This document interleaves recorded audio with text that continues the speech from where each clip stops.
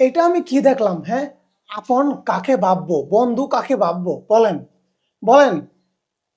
চমক রেখে বিশ্বকাপের দল ঘোষণা করলো পাকিস্তান।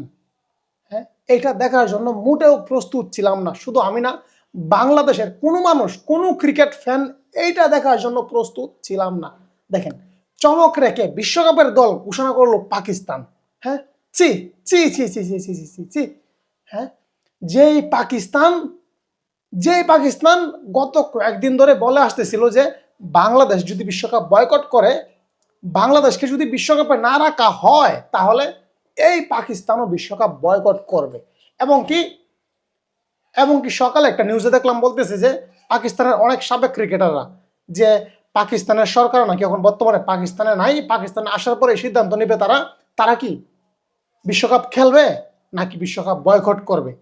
এবং পাকিস্তানের সাবেক ক্রিকেটার লতিফ রশিদ বলতেছে পাকিস্তানও যদি এখন বিশ্বকাপ বয়কট করে, তাহলে ইন্ডিয়ার খেলতে হবে উগান্ডার সাথে, যেখানে আহমেদাবাদে খেলার কথা পাকিস্তানের সঙ্গে। 1,32,000 দর্শকের ধারণ ক্ষমতার স্টেডিয়াম, সেখানে কি ভারতীয় দর্শকরা কি ইন্ডিয়া বনাম উগান্ডার খেলা দেখার জন্য কি যাবে? 1,32,000 দর্শক সেই স্টেডিয়ামে, এমন অনেক কিছু লাস্ট কয়েকদিন ধরে শুনতেছি। কিন্তু এখন দেখেন অবশেষে কামটা কি করলো, অবশেষে কি এইভাবে বন্ধুর পরিচয় দিল। হ্যাঁ, এইভাবে চমক রেখে বিশ্বকাপের দল ঘোষণা করলো পাকিস্তান। হ্যাঁ, এটা আসলে কেমনটা হয়েছে জানেন? হ্যাঁ, যে মানে আমি গাছের নিচে আছি, এটা একটা গাছ, আমি গাছের নিচে আছি, গাছে কোনোভাবে উঠতে পারতেছি না, তারপর হঠাৎ একজন একটা মই নিয়ে আসলো, মই এনে দিল যে ভাই তুমি এখন উঠো, হৃদয় ভাই তুমি এখন উঠো গাছের মগডালে। মই ধরলো, আমি মগডালে, গাছের মগডালে উঠলাম, উঠার পরে মই নিয়ে চলে গেল, আর আমি এই গাছের মগডালে বৈশা এখন আমার কি হবে? আমি বিশ্বকাপ খেলতে পারবো না, আমি এখন বাসায় যাব কিভাবে? মানে অবস্থাটা এখন এরকম হয়েছে, আমাদেরকে গাছের মগডালে বসায় এখন পাকিস্তান চলে গেছে কোথায়? বিশ্বকাপের ময়দানে। চমক রেখে বিশ্বকাপের দল ঘোষণা করলো পাকিস্তান।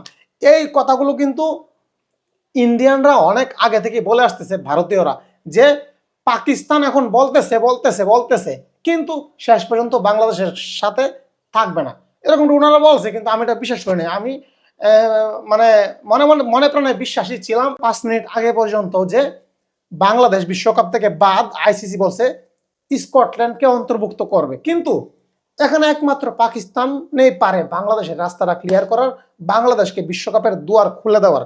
এখন পাকিস্তান যদি বলে যে আমরাও বিশ্বকাপ খেলবো না, তাহলে কিন্তু আইসিসির, বিসিসিআই এর জয়সার সব সায়েরেই বিশ্বকাপে বাংলাদেশকে নিতে হবে, কারণ পাকিস্তান ছাড়া বিশ্বকাপ চলবে না। বাংলাদেশের রিপ্লেসমেন্ট স্কটল্যান্ড আছে, কিন্তু পাকিস্তানের রিপ্লেসমেন্ট কিন্তু নাই।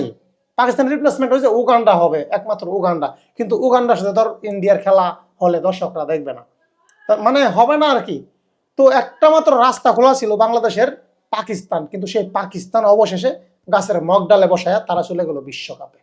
আফসোস, এই নিউজটা দেখে খুব কষ্ট লাগলো। তার মানে এখন বলা যায়, এখন বলা চলে ফাইনালি বিশ্বকাপ থেকে বাংলাদেশের ইন্না লিল্লাহি ওয়া ইন্না ইলাইহি রাজিউন মানে খতম। পৃষ্ঠা সাদা, সাদা মনে আর কোনো নাই কাদা। আমি এখন অবশেষে হয়ে গেলাম গাদা।